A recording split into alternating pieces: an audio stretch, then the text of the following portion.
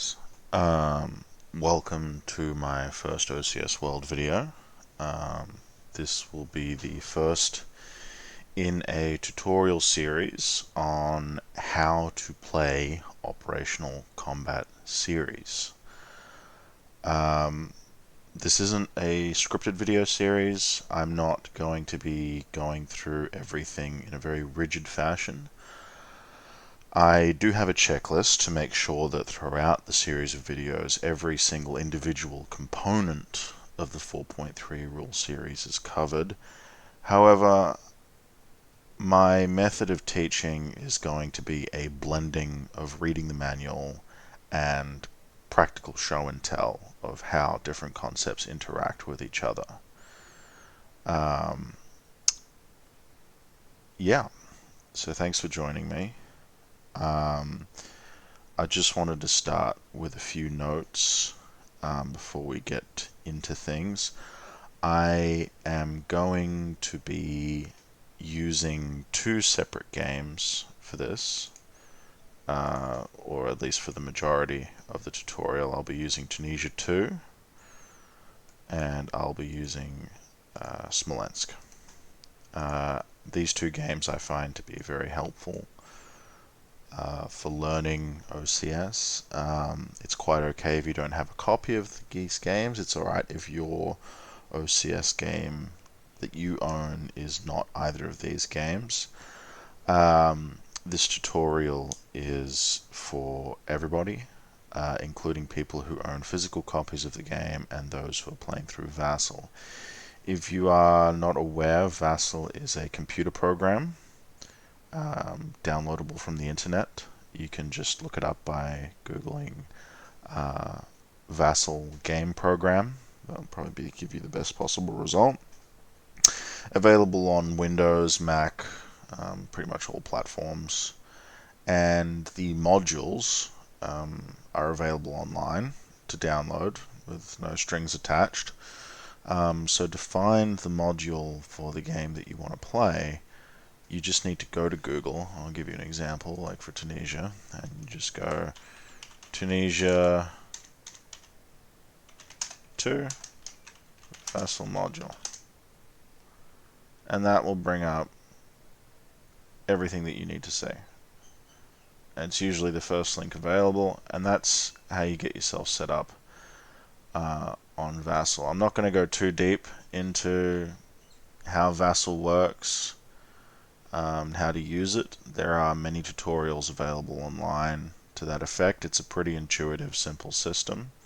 You just import the modules that you download to this little functionary window here, and you boot up the games that you want to play. But again, it's not a Vassal tutorial. We're just going to be speaking about OCS throughout this series. In this first video today, I just wanted to cover some introductory concepts. What is OCS? What's it about? What you can expect to experience in the game, and a little bit of an introduction into some of the things that you'll see when you take a look at the board for the first time after you've set up the pieces.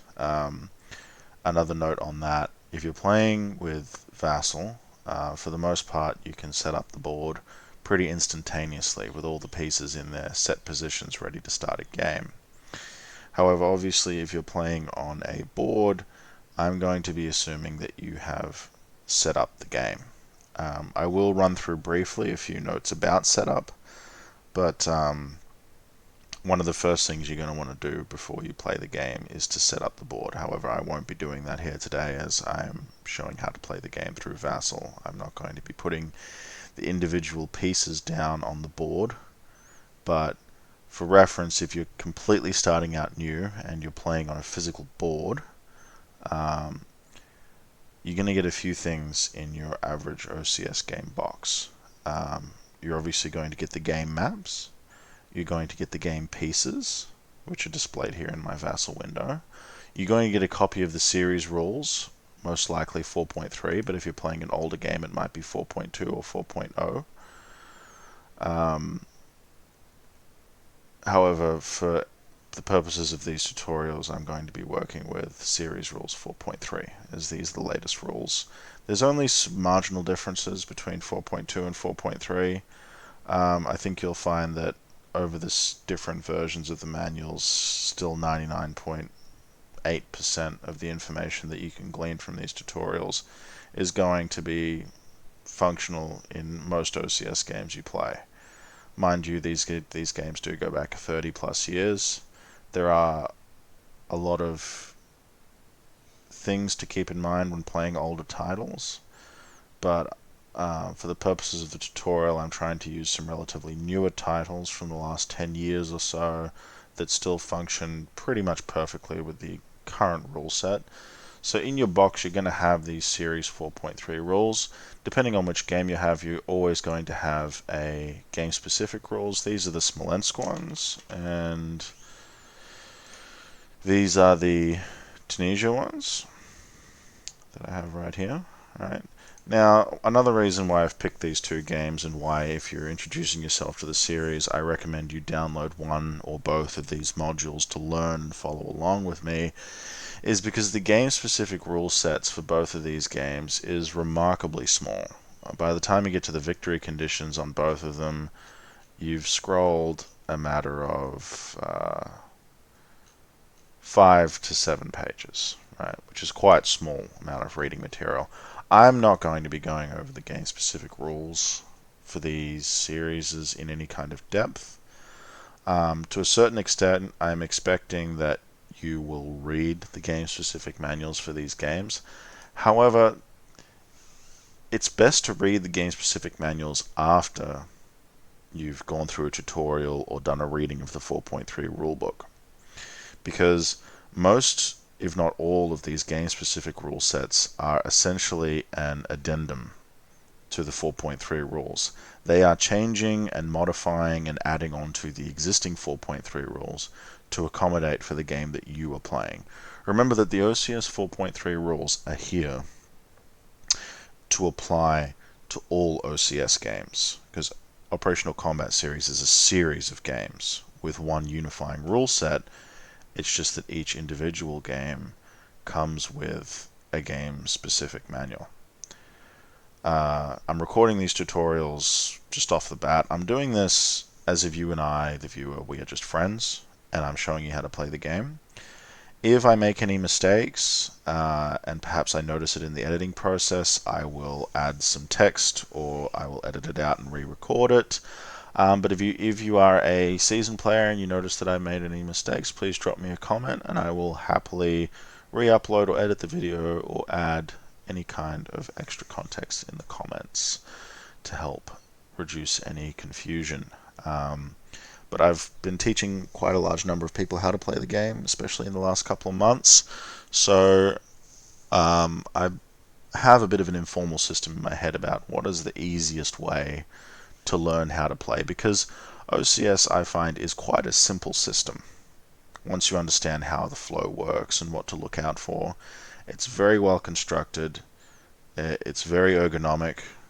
You'll find that once you start learning the most important pieces of it, the rest comes quite easy. The hardest part is probably just the small plethora of rules that exist in every category that you can often find yourself tripping up on. I'll do my best to emphasize those rules and explain in detail the ones that you're not going to want to miss. With that being said, let's talk a little bit about Operational Combat Series itself. I'm just going to start by going to the 4.3 rulebook. When you look at the front of your 4.3 rulebook, you're going to see a table of contents. You're going to see the credits and etc. for the game. I just want to make a note about the table of contents, and it's really important to keep this in mind throughout the whole series of play. You'll notice on this table of contents that you've got page numbers here for each category or chapter of the series rules, but you've also got this decimal point system, 1 through 21. Now, this decimal point system is a lot more important than page numbers. One thing that you're also going to be getting in your OCS box that I don't have open here in my browser window is the 4.3 charts that you can see right here. These I don't tend to have open in my window because they will come with your Vassal modules. But if you're playing on the board, you are going to have 2 or possibly more foldable sheets containing this information that I'm going through right here. Not expecting you to understand this information whatsoever, but if you're looking at this sheet, or if you're looking at this particular OCS 4.3 charts window in Vassal, I just want you to understand that these 4 sheets are, for all intents and purposes, the game engine, so to speak. OCS is not a video game. It doesn't function with internal calculations or anything like that.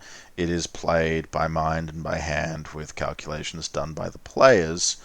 But if I was to describe what the OCS 4.3 charts fundamentally are, it's the closest thing to a game engine. They are where information is input and calculations are made, usually with a pair of dice or one dice, and the results are applied to your game.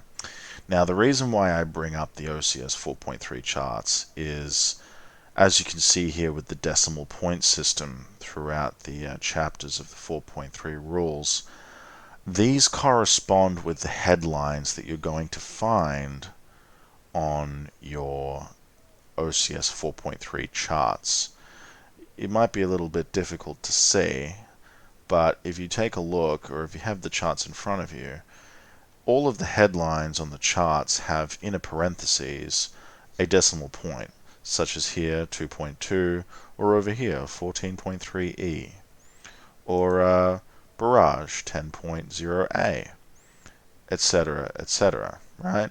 These directly correspond with decimal points in the series rules. And what this means is that as you're playing the game, and as you're following the procedure, and as you're wanting to conduct specific actions in the game system, you can refer to these parenthesized decimal points into the manual. Now, further to that, I will have links to all of these documentations into the description of the video, but there is a great file called OCS 4.3 Rules Bookmarked, right? It's a digital edition of the 4.3 rules. Now, depending on what browser you're using, I here am using Firefox. You can access a table of contents, a digital table of contents. So not only is the manual split into these decimal points for easy navigation, if you have the digital edition, you can break down these decimal points in the table of contents, and you can access individual decimal points beneath for example, 4.0 you can access 4.1 through 9, 5.0 you can access 5.1 through 10, which all describe individual aspects of the game system that are important for play. And you'll find that rather than reading the manual from top to bottom, the most effective way to learn this game is to jump in and start playing, make plenty of mistakes, but constantly refer back and reread incessantly the descriptions of the actions that you are undertaking. I wouldn't describe this as a game where you need to be a cleric of this Bible of rules every time that you play. Once you understand the general gist of what they mean, then as a player you can simply follow the turn summary. And I'm going to get a little bit more into what the turn summary is later. But put simply, this game runs to a particular schedule that tells each player what they need to do in order every turn, every time. And there are very in-depth descriptions of what you can do at every single point in time during that game turn. So what that means is that with all the resources at your disposal, you have quick and easy access to what you can do and how you can do it, so you can learn dynamically. And that's part of what I'm going to try to show today. I do have a checklist I'm going to be going back to each time I publish a video to make sure I know what I'm covering in each video. I want to make sure that nothing's missed, and there are many little parts of the rules that only come up once a game in a standard game, but are important to remember because if you break them, they can potentially destabilize or create an unbalanced situation on the board. So I will be covering all the rules, and I will be putting emphasis on rules that are easy to forget, but you'll find that the course of this tutorial will be dynamic. I will be doing actions on the board, going back and forth and explaining why I'm doing them. But in this introductory video, I just want to set up the framework for what I'm doing. Um, so, um, what is Operational Combat Series? That we can start with, right? The introduction in the manual describes Operational Combat Series games, OCS, simulate campaign-level combat from 1900 to the mid-1950s. The series' goal is to allow a sophisticated study of historical events while maintaining mechanical simplicity. Now, that really hits the nail on the head. You'll find that with these games, you'll be given access to do a sophisticated study of historical events, of various military campaigns, mostly featuring in the Second World War. You'll be able to explore the logistical aspects, the terrain aspects, all of the different battlefield challenges faced by commanders in the field at the time. However, although the game series might seem daunting now, when you learn it, you will begin to appreciate the mechanical simplicity of this game.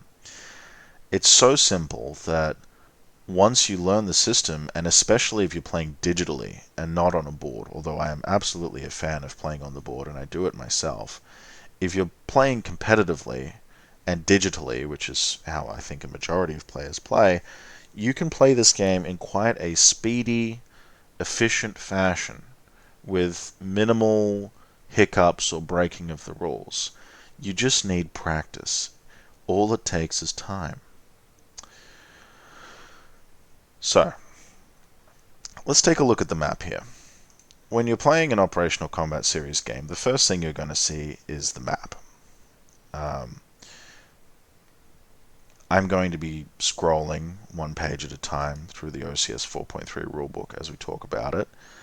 A few notes that the rulebook makes about the map. It obviously recommends if you're playing with a physical map that you cover it with plexiglass.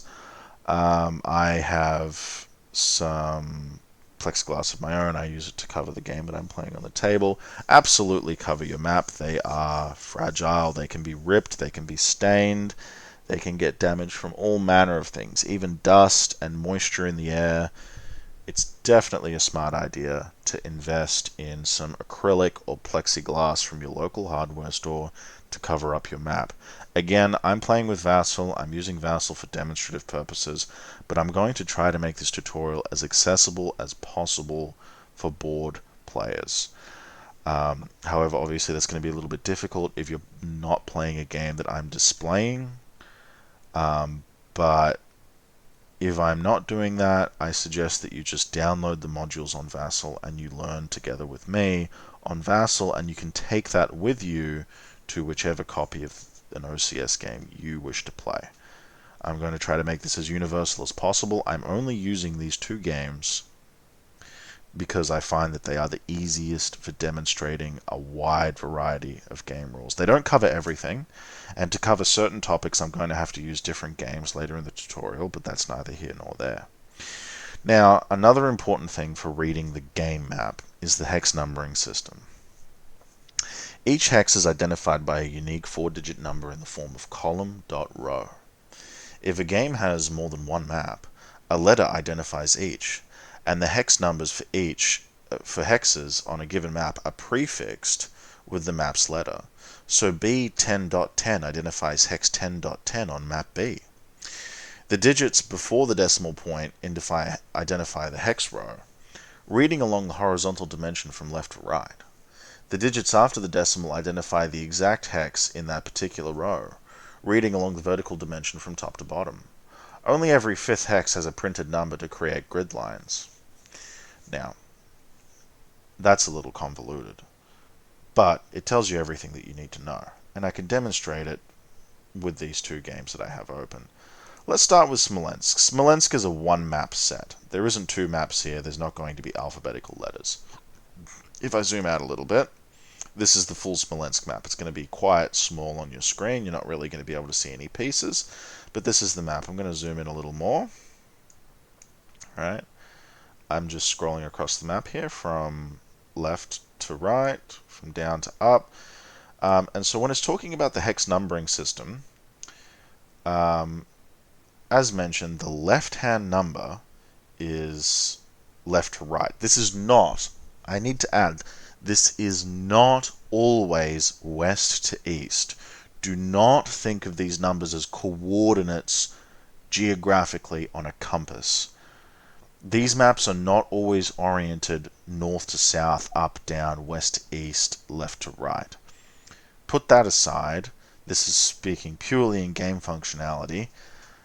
When you're looking at a map at the correct orientation, and the correct orientation will most likely be, or I think most definitely be, with the numbers facing up, as in like we're looking at right here, not sideways or anything like that. However, you can play the game on whichever orientation of the map you want. You can sit on whichever side of the map you want. But looking at it from the standard orientation like this, the left-hand number 1 is on the left-hand side of the map. And then 62 hexes later, we have number 62. That's the left-hand number. At the top of the map, or I guess I should say in this case, at the bottom of the map, which is, I think you'll find in most OCS games where the second number begins. Yes, that's correct. So at the bottom of the map, you have decimal on the right-hand side, 01. Right? Or in this case, you've also got 00 in this Vassal module. I just want to point out that if you're playing with Vassal, simply hovering your mouse over a hex in most of the modules, if not all of them, will give you the individual hex code, as you can see that I'm doing right here.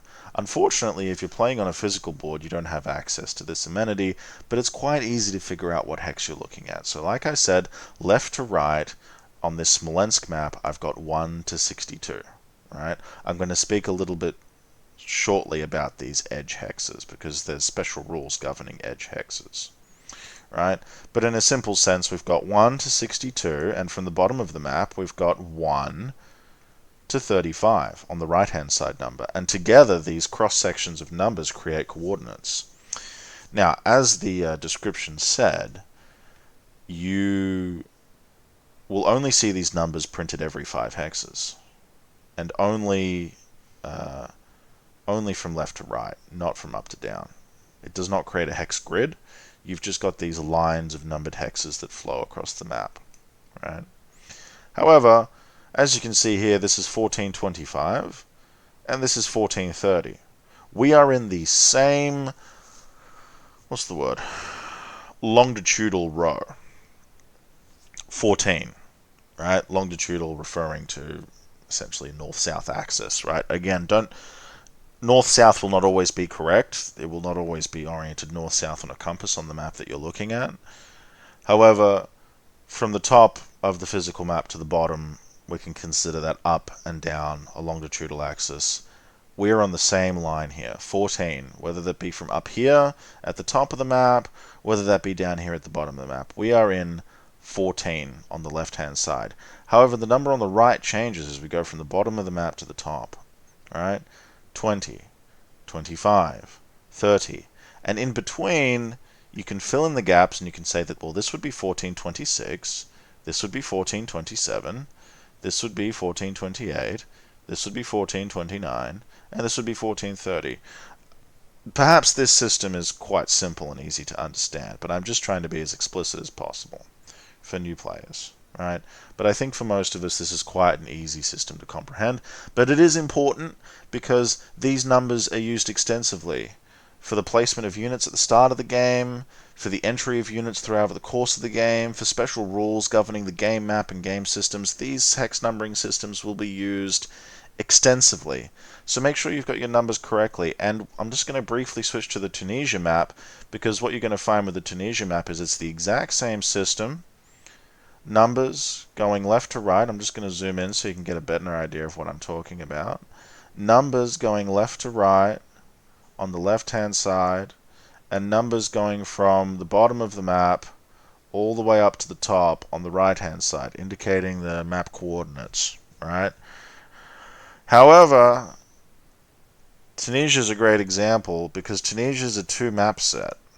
I can zoom quite a ways out here. You won't be able to see any individual units, and you won't be able to see the numbers on the map. But roughly here, the map splits in two, around the middle of the map, right?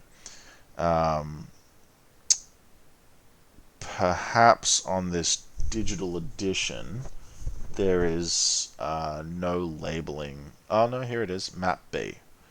And up here we have map A. And so it's important, if you're playing on the board, just try to remember where the seam is. It's usually quite easy to see when you've got one map connected up to the other. Don't forget that they overlap to create a connected hex. Right? Again, I can't physically demonstrate this right now, although I could take a video later of my board outside.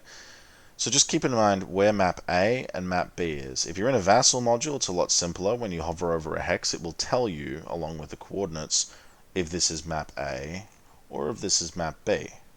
However, it's just a little bit more complicated when you're dealing with a physical board. Make sure that you're always very careful to note whether you are being instructed to do something on map A or map B, because if you miss that part, you may end up putting things in a very wrong place and confusing yourself and possibly your opponent. So that's the hex numbering system in a nutshell. There's a few extra rules here. Map edge hexes. A hex is playable only if at least half of the hex is showing. Now, sometimes this is easy to tell. Let's take a look at the extreme left-hand side of the Tunisia map. It's quite easy to see that these hexes on the left-hand side are not playable. Right? More than half of them are obscured, so they are just simply not part of the game. They are not going to be used for anything functional. The game hex map starts at the number 1 line, which I think you'll find is pretty much universal for all OCS games, is that the extremities of the map will start with a 1 and end with whatever number you find at the end. So in this case, it'll go 1, and it will go all the way to 15. And though it's very difficult to tell, on the right-hand side of the map, these hexes here do not have more than half showing. Now, in a vassal module, it's a little bit easier. You will either get no reading when you hover your mouse over a map edge hex, although in the case of Smolensk, putting your map over an edge hex will come up with a 0 digit. Now, over here in Smolensk, these map edge hexes on the left are still not playable. Even though the module is numbering them, they are not part of the game. However, these hexes down on the bottom, 600 and 800, they are playable. So I'll just briefly correct myself there. Just because a hex number is 0 doesn't mean it's not playable. It can still be playable, and it may still be listed as an entry hex for reinforcements. The best way to play it is to just keep in mind that up to half or more of a hex must be visible for it to be playable. For example, here on the right-hand side of the map, you can see that all of the entry points and everything in Smolensk for the Russian or Soviet side are here in this hex line, and the hex line to the right isn't necessarily used for anything. And that to me indicates that, especially because you can only barely see half of it, it's not a playable hex line. But if you're ever not sure, always feel free to ask the question. Anyhow, a few extra notes here in the manual about the map. Unless it's specifically allowed in the game, units can neither exit the map nor re-enter nor conduct any off-map movement. Destroy units forced off the map. This is the most general and basic rule. However, you'll find that most OCS games have off-map provisions for units. And in many OCS games, units can exit through various areas of the map and re-enter in other areas of the map, but it is not a universal rule. This is the universal game rule here, that units will be destroyed if forced off the map, and the only way that changes will be through the game-specific rules. And like I said, I'm not going to be going very too deeply through the game-specific rules at this point in time, but always be sure to read them after going through a tutorial or reading the 4.3 manual for the first time to see what's different in the game that you're playing, what's allowed and what isn't. Turn record. A turn record track is printed on the map or play aids. Each box represents one game turn. So Tunisia and Smolensk both have the same turn track. You can see it right here. I'll pull it up for Smolensk. So you'll find that most OCS games, besides one that might have a slightly modified turn track, are going to be operating off this standard half-week record track, although one or two operate off a slightly different one. I'm not going to get too deep right now into what a game turn is, but put very simply, a day on this half-week record track represents a game turn, where players will conduct their turn. Now, weather is a little bit more complicated. Each OCS game has its own weather system with its own dynamic. Smolensk's weather system is different to Tunisia's weather system, but the one thing that you'll probably find unites all OCS games is that close to the half-week record track, or whatever day record track that your game has, will be a section to record the weather. Right? I'm not going to get into what this means right now in terms of how weather affects the game, but as you can see right here, Smolensk has a dialogue here to indicate what weather the game is currently in. And if we go to it's also important to remember that in some games, just before I go any further, there's no turn record track here on the full Smolensk map. You have to actually click. I don't have a copy of Smolensk, so I assume it just comes in a separate piece of paper, but you just have to click turn, the turn button, to bring up this extra dialogue where you can access the turn and the month and the weather, right? So if we're actually looking at Tunisia, it's all on the map, although you can still access it off board if you wish. It depends on your preference, but for us, for the most part, we just do this stuff on board because it's not intrusive. So as you can see, you've got the half-week record track, just like Smolensk, but you have a slightly different function for weather, and it rolls differently, but I'm not going to get into how that works just this moment. Holding boxes. I'm not going to get too deep into what that means. I think you'll find that various different OCS games have different systems for holding boxes. But in a general sense, this rule here outlines that there are two types of holding boxes, those corresponding to a specific hex and those showing an abstract off-map location. Specific hex holding boxes are used to relieve congestion on the map. The units are considered still in the hex associated with the box. Off-map holding boxes can hold an unlimited number of units. Game-specific rules will restrict these boxes to one side or the other, and describe how units move between them in the map. No combat is allowed.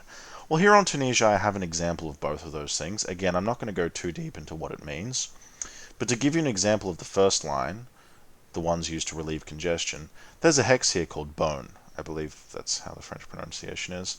So Bone is it's a shipping port. There's going to be a lot of units passing through here. There's already a significant stack of units as you start the game. By the way, as you can see, when I hover over this stack of units, Vassal gives me a little dialog box showing me what's in the hex underneath all the units and all the units in the hex.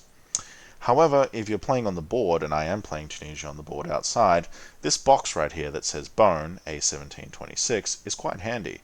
It allows you to spread out the hexes, the units that you have in the hex, so that they're not all stacked up on top of each other, and it makes it easier for you to get your fingers around them, so to speak, right? So that's what the first line's referring to, right? Specific hex holding boxes. There's several of them here in Tunisia. However, there aren't any in Smolensk. It's specific to whatever game that you're playing, right? Off-map holding boxes are different. I'm not going to spend too much time describing it because it's something that I'm going to get into as I start playing these games and demonstrating game functions. But an example here would be the Algiers box in Tunisia 2. This represents an actual off-map location, right? Off-map holding boxes can hold an unlimited number of units. Game-specific rules will restrict these boxes to one side or the other, and they will describe how units move between them and the map. No combat is allowed. That's correct. In this case, and in most cases, both Tunisia 2 and Smolensk and many other OCS games have boxes like this. They all function uniquely as detailed by game-specific rules, and I will use this box to demonstrate how it works at a later time.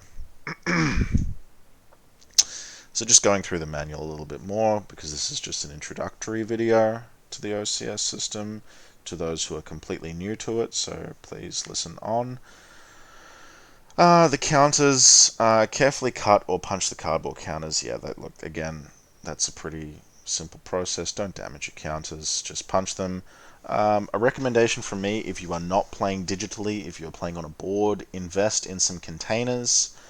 Most hardware stores will offer segmented plastic containers. I can share some photos of those at a later time, or a video of my own.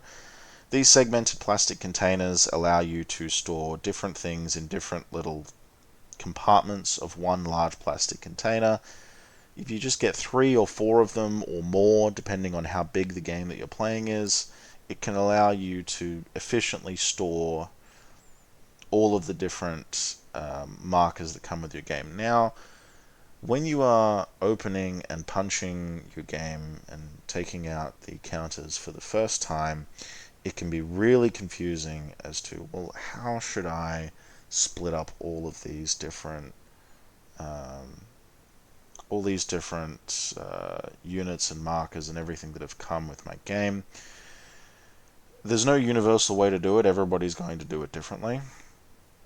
What I would recommend is just start by separating, if you can, each side's units, the opposing sides of the game. Try to separate them in whichever way makes it easier for you to identify them. And try to keep game markers that you do not identify as units in a separate section. Again, this is really difficult to know how to do that, just as I'm saying it right now. So don't feel too bad if you start splitting up your markers in a way that doesn't feel right later. You'll always have time to reorganize your markers, and as you learn and as you follow this tutorial, I would suggest perhaps just watch this whole tutorial and practice a bit on Vassal before you start opening up your physical game, if you have a physical game, because all the information that I'm going to provide is going to give you a lot better of an understanding of how you're going to want to split up and organize everything that you're taking out of the box. So I'm not going to get too much more into that now. But again, the manual recommends bags. I've used plastic bags before, but I often find that using plastic containers is even easier and a little less awkward. The rules. An OCS game contains both series and game rules, as I described.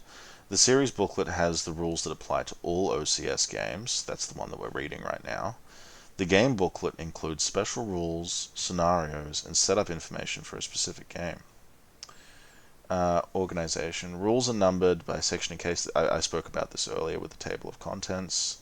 Again, a very useful system.